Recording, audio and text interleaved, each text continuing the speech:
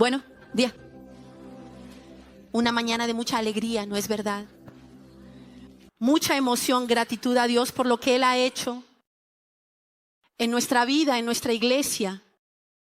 Quiero invitarte a abrir tu Biblia o conectarla en 1 Corintios en el capítulo 11. Quiero meditar contigo sobre un versículo solamente, palabras del apóstol Pablo, 1 Corintios en el capítulo 11. Vamos a leer solo el primer versículo, 1 Corintios, capítulo 11. La palabra del Señor dice así, en el versículo 1, conviértanse en mis imitadores como yo lo soy de Cristo. Este versículo es una pequeña parte, una pequeña porción de lo que fue dirigido a esta iglesia. La iglesia en Corinto. Esta iglesia fue fundada por el apóstol Pablo, autor también de estas palabras. Pablo fundó esta iglesia durante su segundo viaje misionero y tuvo la ayuda de otros discípulos, otros hombres y mujeres que también seguían las enseñanzas de Jesús. Entre ellos Priscila y Aquila. El apóstol Pablo permaneció cerca de 2 años allí en ese lugar, evangelizando, discipulando, mentoreando a esos nuevos creyentes, y tenía gran influencia sobre ese pueblo por eso. Corinto, esa región donde estaba esta iglesia, era conocida por la inmoralidad, por la idolatría. Y el apóstol Pablo, después de haber recibido un informe sobre lo que la iglesia estaba viviendo, porque la iglesia también vivía ese contexto, entonces él escribe esta carta con el objetivo de aconsejar, de corregir algunas rutas, de mentorear a ese pueblo que estaba allí. Él escribió esta carta mientras estuvo en Éfeso. Y algunos de los temas que se abordan aquí desde el principio hasta el final tienen que ver con la forma en que esos creyentes estaban viviendo su vida y lo que también estaba sucediendo cuando se reunían. Entonces el apóstol Pablo habla sobre la cuestión de las divisiones que estaban ocurriendo allí entre ellos, sobre la inmoralidad. Él habla sobre el cristiano y la libertad. Él habla sobre cuestiones de orden en el culto, cuestiones de autoridad, la cena del Señor, el uso correcto de los dones y entre otros. Son algunos de los temas que el apóstol Pablo aborda aquí a lo largo de toda esta carta. Porque su objetivo era ver a esos discípulos, aquellos que habían recibido esa palabra, siguiendo a Cristo y siendo verdaderos discípulos. Y cuando leí estas palabras de Pablo me acordé de nosotros. Tal vez nos estés visitando aquí y no sepas esto, pero estamos dedicándonos, estamos buscando saber más, aprender más sobre la vida de un discípulo auténtico, de un verdadero discípulo. Y el hecho es que el resultado de la vida de un discípulo auténtico, Valeria, es generar otros discípulos auténticos. Y estamos entonces inmersos en este contexto, intensificando nuestros esfuerzos porque queremos ser así. En realidad solo estamos aquí hoy porque hombres y mujeres hace mucho tiempo como estos aquí aceptaron el desafío de cumplir esta misión. Fueron discípulos auténticos y generaron discípulos, que generaron discípulos, que generaron discípulos. Y hoy tú y yo estamos aquí. Pero la verdad es que el discipulado posee 2 énfasis, podemos decir así.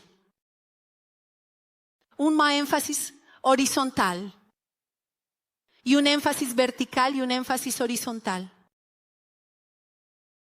El énfasis vertical se refiere a todo el movimiento que el propio Dios, a través de su Espíritu, realiza en cada uno de nosotros. ¿Qué movimiento es ese? Es el movimiento de atraer al discípulo hacia una relación más profunda con Dios. A partir de esa relación profunda ocurre la transformación de la vida del discípulo. Entonces, podemos decir que ese es el énfasis vertical.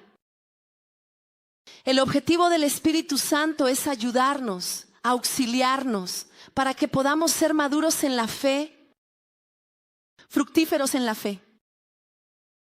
Pero también existe un énfasis horizontal, que es el hecho de que tú y yo, o todo aquel que es un seguidor de Jesús, un discípulo de Jesús, se convierte en un instrumento del propio Dios para presentarlo a los que están a su alrededor. Ese es el énfasis horizontal, con el objetivo de generar en aquellas personas que aún no lo conocen o que están dando sus primeros pasos el carácter de Jesús. El discipulado entonces en el énfasis horizontal es formar a otros que se parezcan a Cristo. Y quería reflexionar contigo esta mañana sobre 3 movimientos que son fundamentales para que este discipulado auténtico, real, ocurra en mi vida y en tu vida. He sido muy feliz encontrando a lo largo de la semana personas, hombres, mujeres que están inmersos en esta visión y ya están testimoniando el fruto. Ya están testimoniando el resultado de ser discípulos que hacen otros discípulos.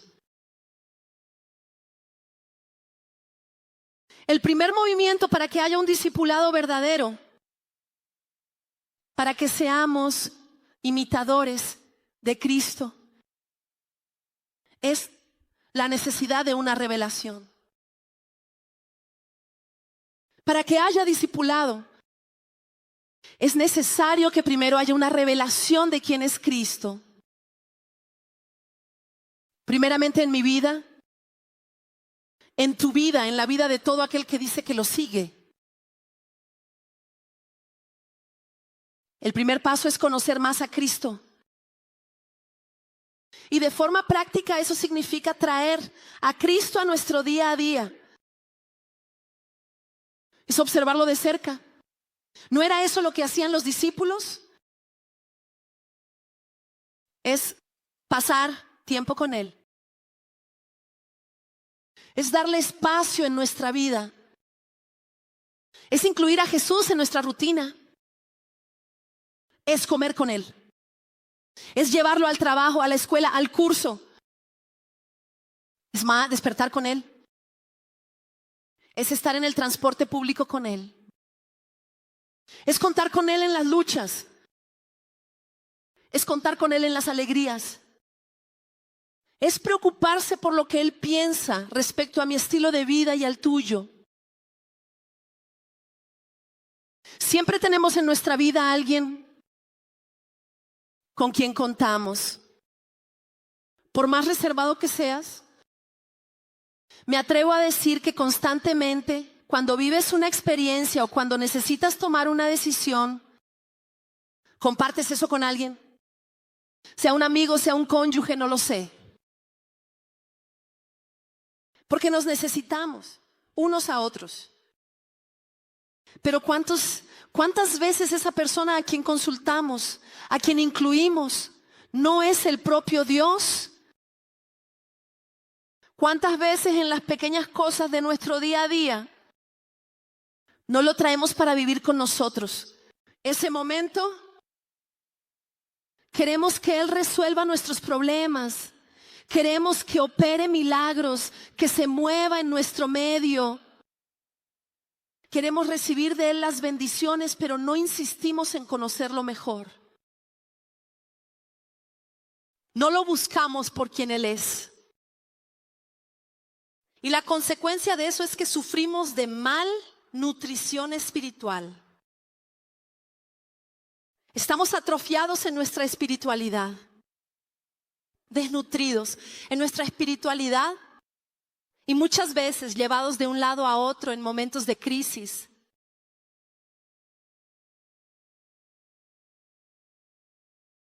cuando no tenemos una revelación de quién es Cristo, cuando no lo conocemos diariamente, cada día un poco más, eso se refleja en nuestras relaciones, se refleja en el discipulado horizontal.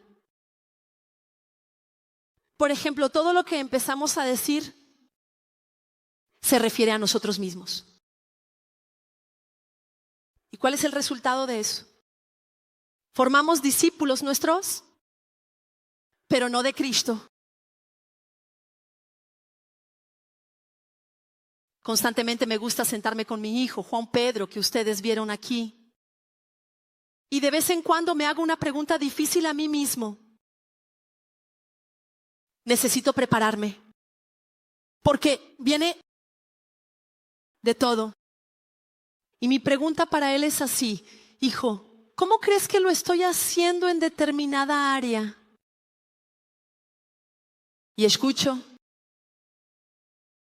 Y cuando escucho, al final siempre constato dos cosas con sus respuestas. Primera cosa, lo estoy haciendo mejor de lo que imaginaba en algunas áreas. Segunda cosa, me gustaría hacerlo mejor porque me equivoco. Y por eso tengo plena conciencia de que él necesita conocer a Cristo. Porque si solo me tiene a mí, solo a Guillermo como referencia, tengo un problema y él también. Porque por mejores que seamos, caemos. Por más bien intencionados que estemos, caemos. Y los que están a nuestro alrededor están viendo eso. Los que están más cerca de nosotros están viendo eso. Entonces, si todo lo que tenemos para ofrecer es una versión nuestra, tenemos un problema. Otro problema. Cuando no buscamos conocer a Cristo, no tenemos una revelación constante de quién es Él. La otra consecuencia en el discipulado horizontal es que los discípulos que son generados solo tienen una idea vaga sobre quién es Dios. Y el resultado de eso es que ellos solo están emocionados, momentáneamente emocionados. Van de evento en evento, de iglesia en iglesia. Son inmaduros, son infructuosos y dependen de nosotros.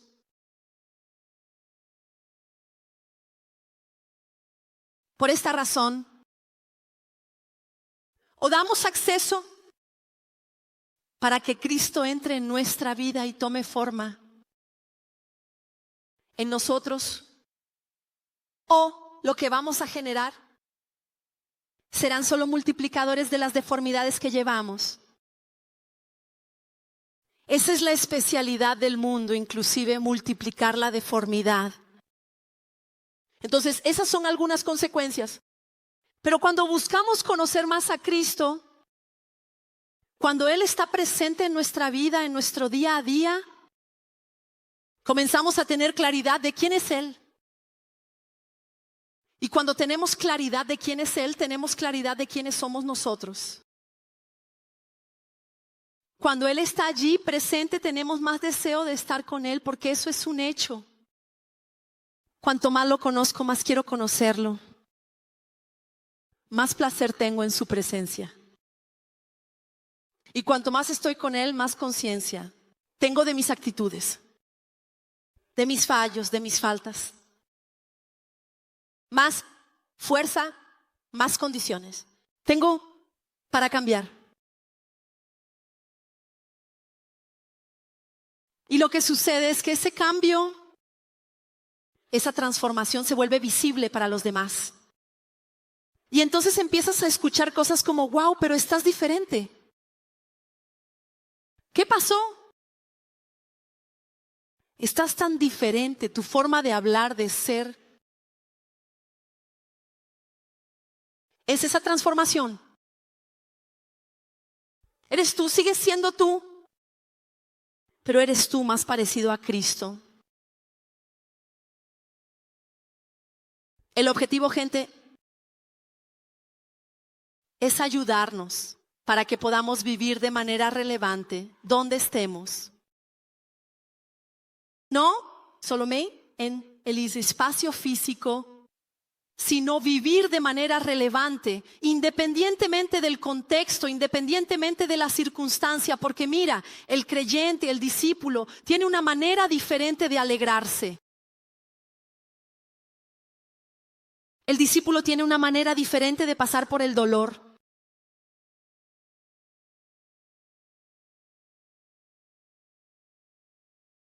Entonces, el objetivo del discipulado no puede ser otro, sino multiplicar la persona de Jesús en mí y en ti de manera más completa y significativa. Y cuando miramos la vida del apóstol Pablo y vemos estas palabras de aliento que dejó a ese pueblo, no sé tú, pero en un primer momento parece que Pablo aquí está queriendo presumir. No sé si ya has tenido esa sensación. Conviértanse en mis imitadores como yo lo soy de Cristo. Pero no es eso lo que está sucediendo. Hasta porque en otros momentos, por ejemplo, en la carta a los Romanos, vemos a Pablo señalar a Cristo como el supremo ejemplo. Pablo, él no quiere aquí ser admirado, ser adorado, no. No se trata de eso. Como tiene la idea de proporción. Entonces lo que Pablo estaba queriendo decirles era, miren, en la medida en que yo estoy imitando a Cristo, ustedes deben imitarme. O solo en aquello que yo imito a Cristo, ustedes deben imitarme. Y me acordé de las palabras del pastor Rousseau Shedd respecto a este texto, cuando dijo que aquel que imita a Cristo debe ser imitado. ¿Sí? ¿Tiene todo el sentido? Porque el discipulado no es un movimiento institucional, no es un método institucional, un paso a paso institucional. No tiene nada que ver con eso. El discipulado es un estilo de vida. Es una cultura en la vida del creyente. Es la forma en que vive todos los días. No de forma natural. Porque nuestra naturaleza es la carne. Es atender los deseos de la carne. Es volvernos solo hacia nosotros mismos. Entonces no es un proceso natural. No es algo que podamos hacer confiando en la fuerza de nuestro brazo o en nuestra experiencia como creyente. No. Es un movimiento generado, hecho por el propio Dios en nosotros. Dependemos totalmente de Él. Entonces el primer movimiento, para que ocurra un discipulado auténtico, para que seamos imitadores, es que haya revelación de quién es Cristo. El segundo movimiento es entender la necesidad de la relación, porque de eso es de lo que Pablo habla aquí. Él habla sobre el efecto de nuestra vida, de mi vida, de tu vida, en la vida de los demás y viceversa. Muchas veces Dios habla conmigo y contigo. Él revela cosas respecto a quiénes estamos siendo. A partir del otro, ¿no es verdad? A veces es en una conversación difícil. Es en una crisis. Allí, en una relación que percibimos cosas sobre nosotros mismos. Pablo, él no quería, y no es eso lo que Dios quiere, que vivamos en función de las opiniones de los demás. No es eso. No es ser un mosaico, ¿sabes? Formado por varias opiniones. No es eso. Pero es permitir que Dios haga lo que Él quiere hacer en nosotros a partir de lo que estamos viendo, del fruto que estamos viendo en la relación, en el día a día. Esto parece simple, pero no lo es. Pero mira, somos mejorados. Podemos ser mejorados a partir de la relación unos con otros.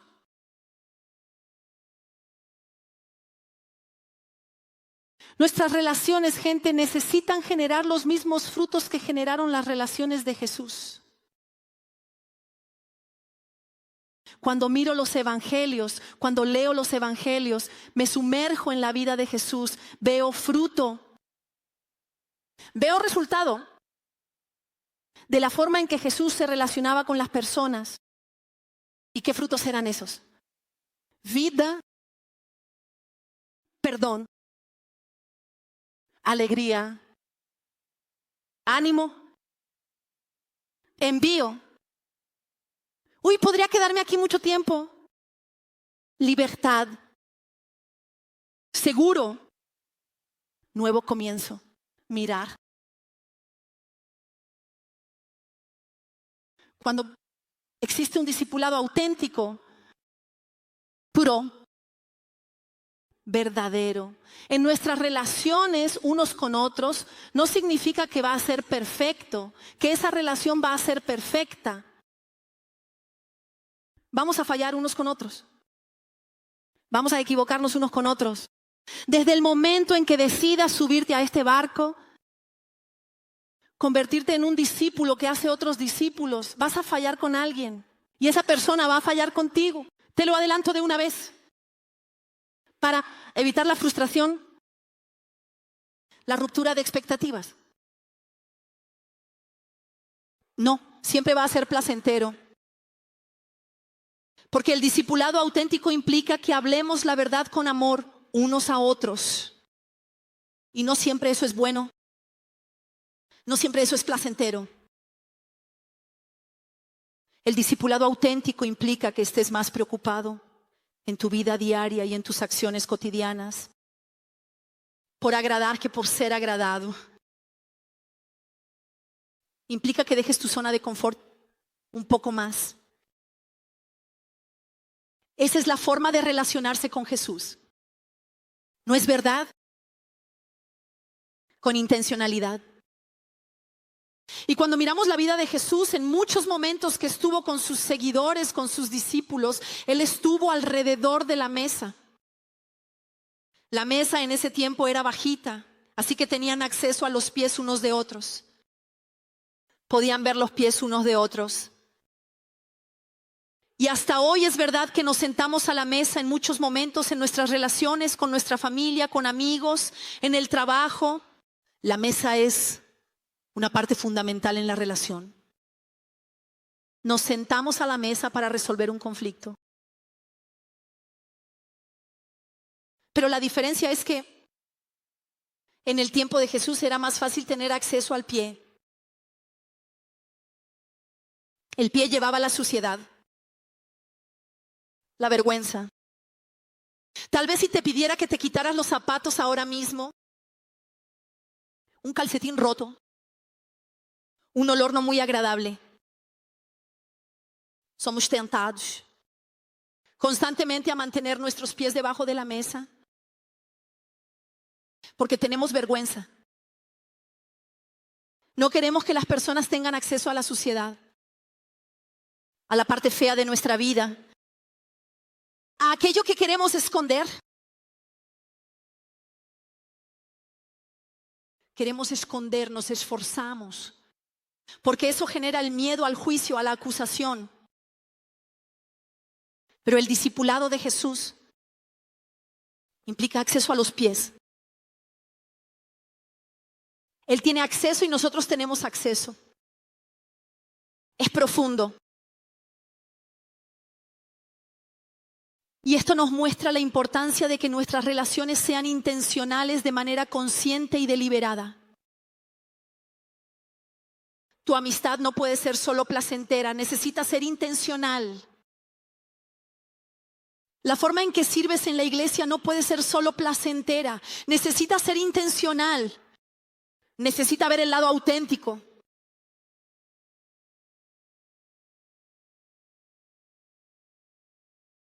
El discipulado auténtico tiene que ver con revelación, con relación y por último con responsabilidad. Pablo me dice a los corintios, sigan mi ejemplo. Porque ellos no tenían idea de cómo era seguir Jesús. ¿Sabes por qué? Ellos ni siquiera tenían los evangelios que nosotros tenemos hoy. Los evangelios no habían sido escritos aún.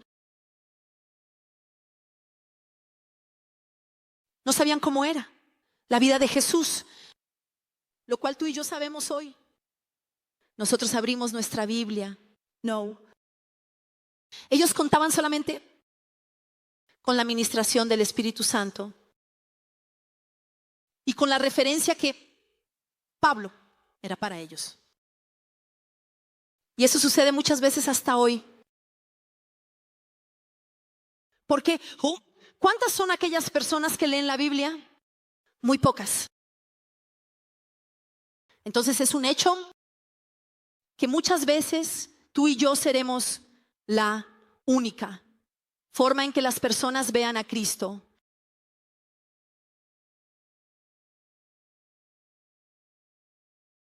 En Hechos, en el capítulo 1, en el versículo 8, hay un texto hermoso, hermoso que ya hemos citado aquí algunas veces. Y que nos muestra que Jesús cuenta con nosotros todos los días, constantemente. Abre tu Biblia, Hechos capítulo 1, versículo 8, vamos a leer rápidamente.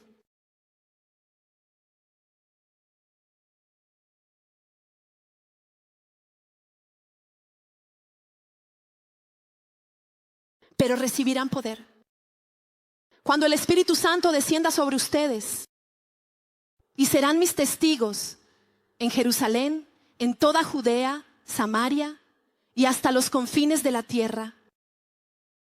Esa es tu responsabilidad.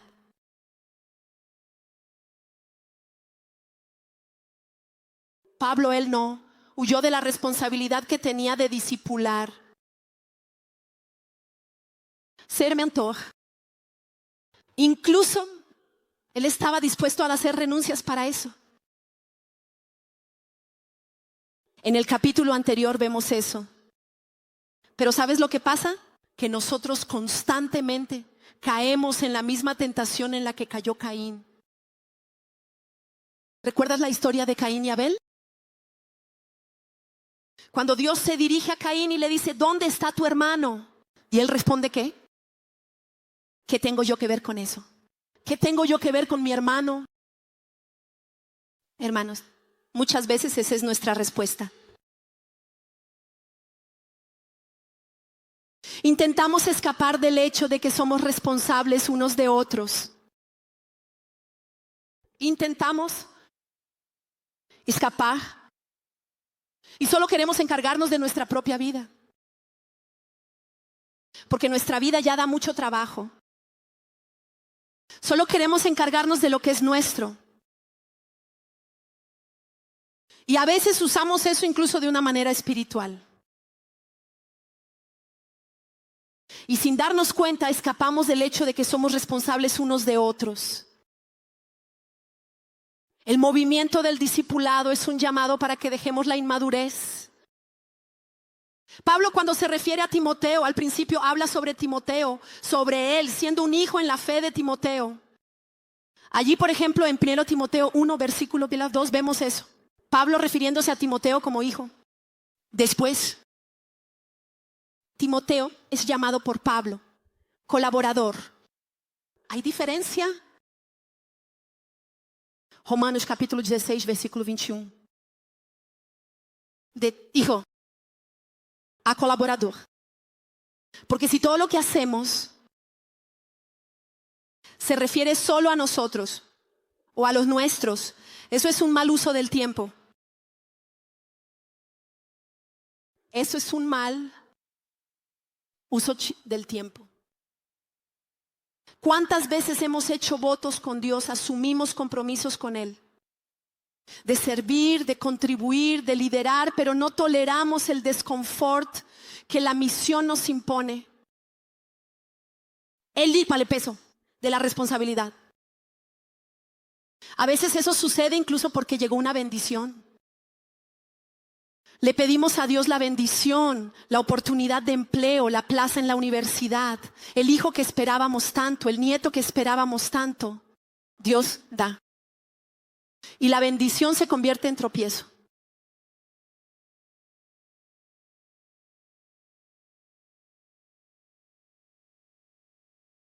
Algunos se vuelven ciegos cuando reciben la bendición. Pierden de vista la responsabilidad. Pero Jesús murió para que fuéramos libres de todo lo que nos esclaviza. No es posible que no tengamos tiempo para doblar nuestras rodillas y orar por alguien.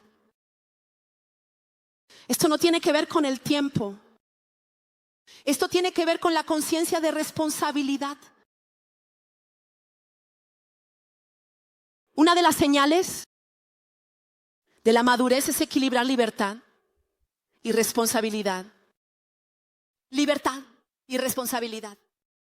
La libertad que Cristo nos da y la responsabilidad que Él nos da. Ya no tengo más tiempo. Quisiera invitarte a cerrar tus ojos y bajar tu cabeza si es posible. Que el Espíritu Santo ha estado hablando con nosotros. Y quiero que reflexiones ahí.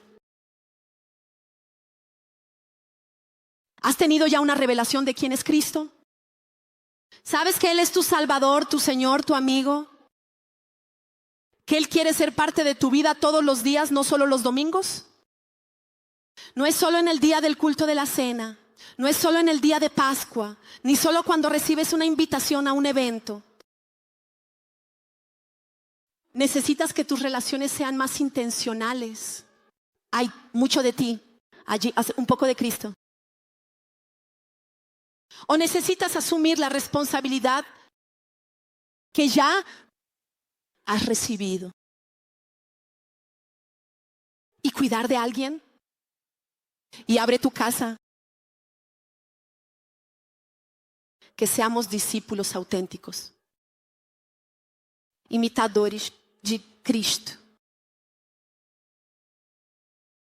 Aquellos en quienes Cristo, a quienes Cristo se reveló, se revela diariamente. Aquellos que son intencionales en sus relaciones, para que a partir de ellas Cristo aparezca. Que tengamos el valor necesario de presentarnos a favor del otro. Que seamos imitadores de Cristo, que entregó su propia vida por amor.